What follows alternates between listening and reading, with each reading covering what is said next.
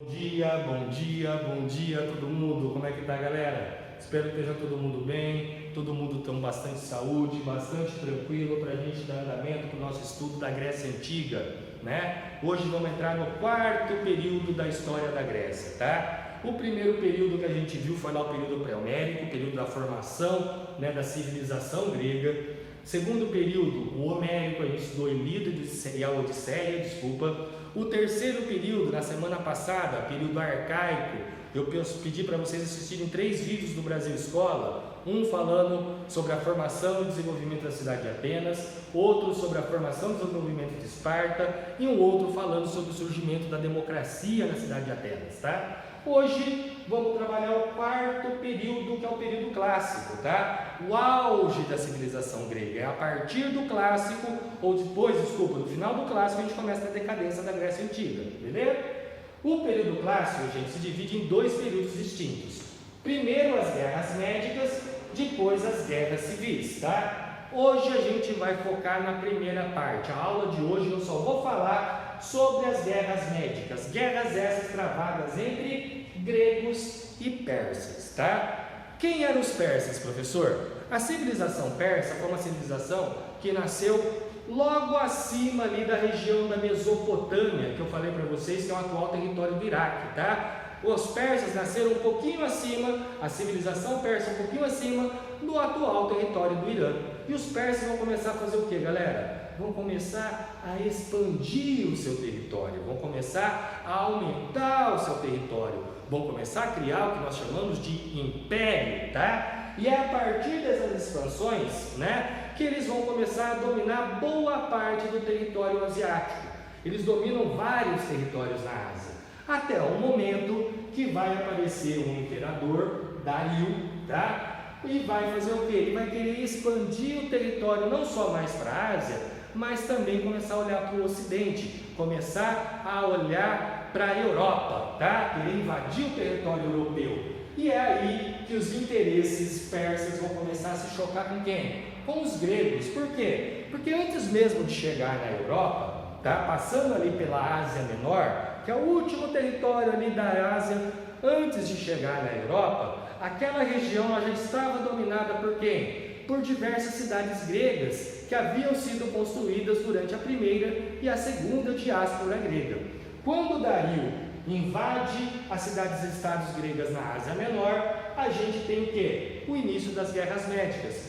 Porque várias cidades-estados, principalmente Atenas, vai se sentir prejudicada com essas cidades sendo conquistadas pelos persas, tá? Afinal, o comércio entre as cidades-estados gregas, né, Atenas, por exemplo, e as cidades colonizadas ali na Ásia Menor, elas vão acabar diminuindo ou até mesmo, né, acabando graças às invasões persas. Então, os interesses econômicos gregos vão se chocar com a expansão territorial persa, gerando o que nós chamamos de guerras médicas. Guerras que eu falei para vocês que se iniciam com a invasão de Dario, inicialmente na Ásia Menor. Posteriormente, ele invade a Península Balcânica e vai ser derrotado numa batalha chamada a Batalha de Maratona, tá? A Batalha de Maratona tem esse nome por quê, gente? Porque ela vai ser travada numa planície próxima à cidade de Atenas, uns 40 e poucos quilômetros de Atenas, uma planície chamada Planície de Maratona, tá? Quando a gente tem a derrota do Dario, vai ser enviado um informante para a cidade de Atenas, um mensageiro para a cidade de Atenas, para informar que a cidade de Atenas e que os gregos haviam sido vencedores e que os persas foram o quê? Expulsos da Península Balcânica. Segundo a lenda, esse mensageiro ele corre 42 quilômetros entre a planície de Maratona e a cidade de Atenas para informar a vitória ateniense. E a hora que ele chega e informa sobre a vitória, ele morreu. E é nesse momento aqui, nessa circunstância, que a gente tem a criação do quê? Da maratona, daquela prova de atletismo que nós chamamos de maratona, onde a gente tem uma corrida de 42 quilômetros, tá? Então vai vir aqui desse mensageiro que morreu, levando a notícia sobre a vitória ateniense da Batalha de Maratona, beleza? Só que aqui, com a derrota do Dario, galera, a gente vai ter, primeiramente, uma rixa sendo criada que até então não existia entre os gregos e os persas, tá? Os persas eram uma civilização que, como eu falei para vocês, eles tinham expandido demais o seu território e que até então não havia sido conquistado. Eles tinham um exército muito grande, muito grande. Por quê? Porque cada território que era conquistado pelos persas era anexado aos persas e esses exércitos vencidos se uniam aos exércitos persas para continuar a sua expansão territorial. Só que o Dario, se achando tão superior, ele não veio com todo o exército para a Grécia quando ele invade e é derrotado na Batalha de Maratona. Ou seja, os gregos sabiam que depois dessa derrota, o Dario voltaria para se vingar dessa derrota. E é nesse momento que a cidade de Atenas consegue convencer diversas cidades-estados, principalmente ali na região da Ática, onde foi formada a cidade de Atenas, onde surge a cidade de Atenas e onde era localizada a cidade de Atenas, a criar uma liga ou uma confederação que vai ficar conhecida como a Confederação de Delos. Adinão, o que foi a Confederação de Delos?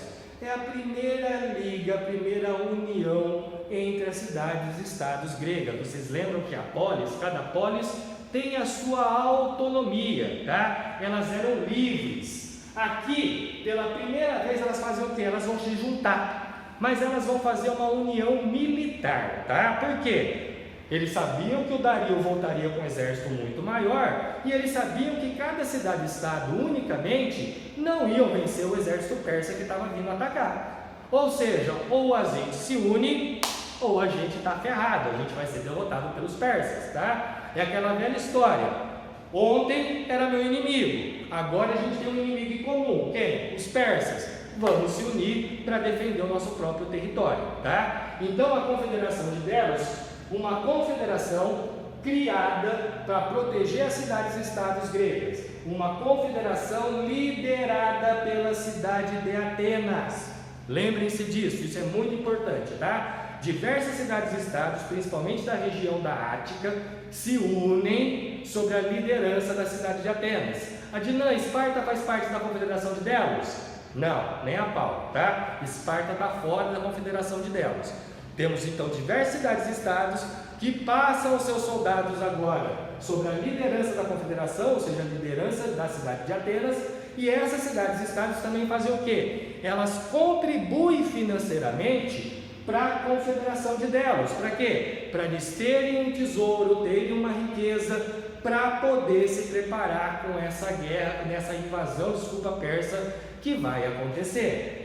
Aqui a gente vai fazer uma paralisação das guerras e a gente vai entrar no período que nós chamamos de a Era de Ouro Ateniense. O período onde esse personagem, um legislador chamado Péricles, tá? Ele vai ser muito conhecido, muito importante, juntamente com Clístenes, provavelmente os dois principais personagens da história da cidade de Atenas. Clístenes, para quem não lembra, na semana passada, vocês estudaram, foi o cara que criou o conceito de democracia, tá? O Péricles vai aquele que vai desenvolver, vai aumentar, vamos dizer assim, esse conceito, essa ideia de democracia na cidade de Atenas. Mas o Péricles, ele foi muito importante, por quê? Porque ele vai se beneficiar com a formação da Confederação de Delos. Por quê? Porque vocês lembram que um dos fatores principais para a gente ter a formação, da democracia, a criação da democracia, foi o quê? Diversos conflitos sociais que a gente estava tendo na cidade de Atenas. Com o crescimento da cidade de Atenas, começou a surgir diversos conflitos sociais, o que gerou primeiramente o surgimento dos tiranos, o Drácon, o Solo, e depois aparece o Clístenes criando a tal da democracia. Só que vocês viram também ali na aula passada que a democracia ateniense, galera, ela só era uma democracia entre aspas, tá? Por quê? Democracia, demo povo, cracia governo. Era o governo do povo? Não. Vocês viram lá na aula do professor Ivo, lá do Brasil Escola, que era no máximo 12% da população ateniense que vivia essa democracia. Por quê? Porque era só para quem era considerado cidadão. Para você ser considerado cidadão ateniense, você não podia ser mulher, você tinha que ser maior de 18 anos, você não podia ser escravo e principalmente não podia ser estrangeiro. E boa parte da cidade de Atenas era formada por estrangeiros, tá? Então somente 12% da população participava da política e participava da democracia. Ou seja, Os conflitos sociais, eles vão continuar, diminuíram um pouco, mas com o passar do tempo eles voltam a aumentar. Com esse período, né, onde a Confederação de Delos começa a pagar tributos, né, ou melhor, as cidades e estados começam a pagar tributos para a Confederação de Delos, e a Confederação de Delos é liderada por Atenas, Atenas começa a enriquecer. Péricles começa a fazer o quê? A investir no desenvolvimento da arte grega, da literatura ateniense. Ele vai investir muito na construção, né, da Acrópole, ou seja, a Acrópole, vocês viram lá na aula passada também, a parte mais alta da cidade, onde eram construídos diversos templos, entre eles o mais importante da cidade de Atenas, que vai ser construído pelo Péricles, que foi o Paternon. Sonho de consumo do professor ir lá ver o Paternon ao vivo um dia, quem sabe. E também o Péricles vai ser o cara que vai, como eu falei para vocês, desenvolver a democracia, ou seja, ele vai aumentar a democracia. Tanto que ele vai ser visto e chamado por diversos outros políticos do período aqui na Grécia, de Atenas, como líder populista. Populista vem de popular, aquele que governa para o povo, tá? Ou seja, ele tenta aumentar a democracia para mais camadas sociais, a uma maior população, uma maior camada da população ateniense. Então, galera, aqui um período, aqui uma aspas entre as guerras médicas, tá? Entre a primeira e a segunda guerra médica. Então, primeira guerra médica, invasão de Dario, derrota de Dario na batalha de Maratona. Muito provavelmente Dario vai fazer o quê? Vai voltar com o exército todo dele, porque ele veio somente com uma pequena parte do exército dele, tomou um chutão na bunda, foi derrotado, fica puto da vida, vai querer voltar. Sabendo disso, Atenas cria o quê? A Confederação de Delos. Diversas cidades e estados pagando tributo para a cidade de Atenas e, consequentemente, para a Confederação de Delos, tá? Esses tributos vai gerar o quê? A Era do Ouro Ateniense, onde o legislador Péricles se sobressai, que vai ser o grande líder até praticamente o início da Guerra do Peloponeso, que a gente vai ver na aula seguinte, tá? Então, período esse aí tem o desenvolvimento de artes, literatura, da democracia, a construção do Paternon, o desenvolvimento da Acrópole, beleza? Só que o Dario, que foi derrotado, como eu falei, ia voltar, né? Não voltou. Quem voltou foi o filho dele. Por quê? O Dario ele morre antes da Segunda Guerra Médica, tá? Consequentemente, quem vai querer vingar ele vai ser o filho dele, Xerxes, tá? O imperador Xerxes. Para quem assistiu o filme 300, vocês devem ter visto o Xerxes lá naquele filme. Galera, para quem assistiu 300, só uma coisa que eu quero deixar claro para vocês aqui. Adnan, aquele filme é verdade?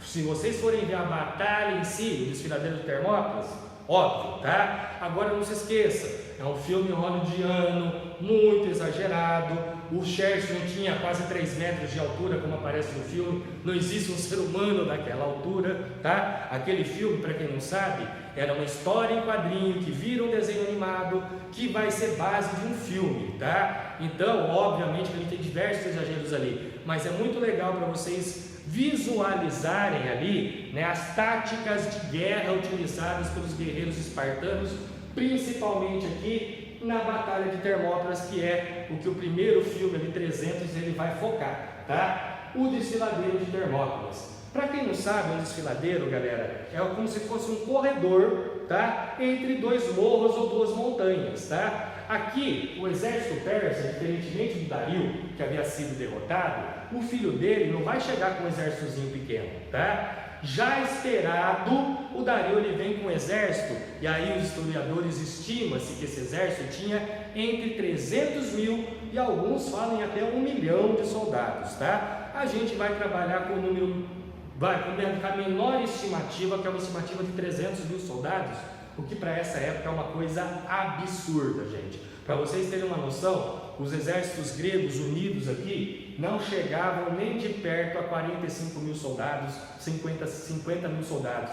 Isso eu estou falando do exército grego quando se une para lutar contra quem? Contra os persas, tá? Então, os gregos vão lutar essa primeira batalha no desfiladeiro de Termópilas. Como eu estava explicando para vocês, um desfiladeiro são 2 montanhas, 2 morros com um corredor estreito, né, para passar entre o meio deles. E por que os persas vão passar pelo desfiladeiro de Termópilas? Porque eles tinham que desembarcar um exército e uma frota naval gigantesca. Imagina você transportar 300 mil soldados no mínimo, tá? Além disso, armamentos, suprimentos, cavalos, cavalaria. Os caras lutavam, eles traziam elefantes. Porra, como é que você transporta tudo isso da Ásia, atravessa o mar Egeu e desembarca tudo isso? O único local que eles podiam desembarcar era próximo ao desfiladeiro de Termópilas, ou seja, para chegar em Atenas, eles teriam que passar por esse desfiladeiro. Eles nunca pensaram, né, que eles iam ter algum problema, principalmente com um exército tão grande como esse, tá? Só que eles encontraram na frente deles, aqui no desfiladeiro de Termópilas, 300 soldados espartanos liderados pelo rei de Esparta, Leônidas, tá? Esses 300 soldados também tinham o apoio de mais ou menos mais 1.200 soldados, de outras cidades-estados, principalmente de Tebas, que vão ajudar Leônidas, aqui o rei de Esparta, a proteger o desfiladeiro de Termópilas, tá? Desfiladeiro esse que era o caminho para se chegar à cidade de Atenas. Adilã, por que o rei de Esparta está ajudando a proteger Atenas e por que o rei de Esparta ele não vai ajudar a proteger Termópilas com o exército espartano somente com 300 soldados? Primeiro lugar, tá? Leônidas não teve autorização, né, dos espartanos para lutar a guerra. Por quê? Porque eles estavam passando por uma época que era chamada do Festival da Carneia. O Festival da Carneia era o único período do ano onde, juntamente com as Olimpíadas e Carneia, era o único período do ano onde os espartanos não lutavam. As guerras eram proibidas, tá? Ou seja, no meio do Festival da Carneia vai ter invasão persa.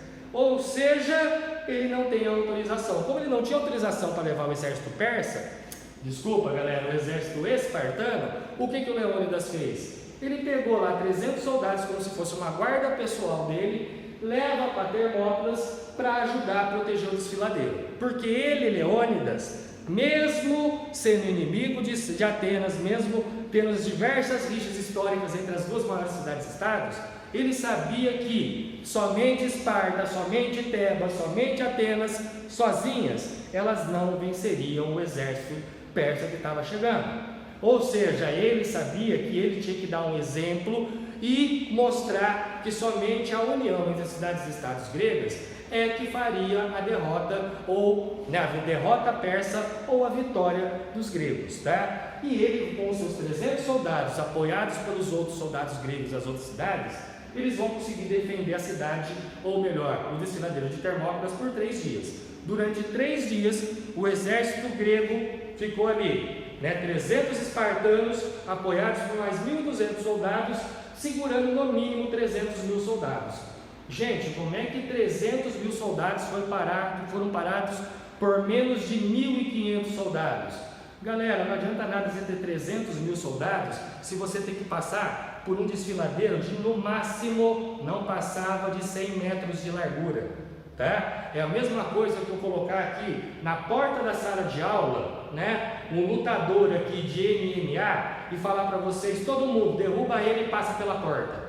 Vai adiantar vocês serem 40, 50, 60, 70? Vocês vão conseguir atacar todos de uma vez ele? Não, vocês vão ter que ir de 2 em 2. E lutando contra um lutador de MMA profissional, vocês em 2, 3 conseguem derrotar ele? De forma nenhuma. É basicamente a mesma coisa que vai acontecer aqui, tá? Vocês viram que os espartanos, eles desde os 7 anos de idade até os 17, eles faziam o quê? Passavam por treinamento militar, tá? Ele era formado para ser um soldado, um guerreiro perfeito.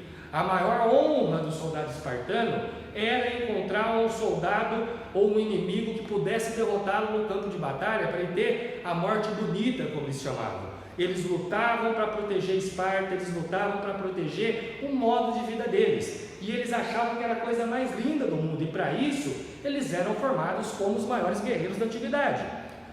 Então imagina você ter que passar por 300 desses caras num corredor de 100 metros de largura.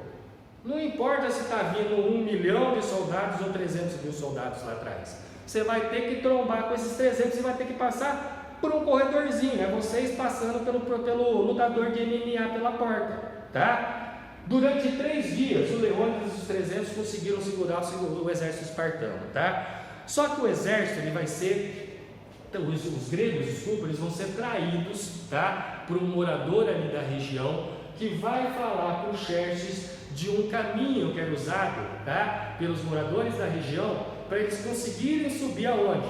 Nesse morro, tá, nessas montanhas. E aí, consequentemente, o que vai acontecer? Eles vão atacar de cima com arco e flecha, tá? E aí a gente vai ter o Leônidas e os seus 300 sendo mortos aqui. Cara, a derrota do desfiladeiro de Termópilas vai gerar duas coisas. Primeiro, a quase destruição da cidade de Atenas. Por quê? Porque a hora que Termópilas cai, o exército persa consegue chegar a Atenas. Só que quando eles chegarem em Atenas, a cidade havia sido praticamente abandonada, tá? Por quê? Porque enquanto Leônidas estava segurando o exército persa em Termópilas, a cidade de Atenas estava sendo evacuada. Tanto os moradores, quanto principalmente a sua frota naval, que havia sido construída pela Confederação de Delos entre a Primeira e a Segunda Guerra Médica, tá? E também a sua população e, obviamente, boa parte da arte, da literatura, das obras, né, que ficavam na biblioteca de Atenas, foram retiradas da cidade. O Xerxes, quando ele chega na cidade, ele fica puto, por quê? Porque a cidade está vazia, ele queria destruir, e ele bota fogo na cidade, tá? Só que aqui, também a gente tem o outro lado da moeda. A morte do Leônidas vai gerar o quê? Uma união das cidades-estados gregas. Aquelas cidades que não queriam se unir, e a própria cidade de Esparta, que não queria lutar ao lado da Confederação de Delos, com a morte do Leônidas, se une à Confederação de Delos, e aí sim a gente tem uma união das cidades-estados gregas para poderem lutar contra quem? Contra esse exército persa, tá?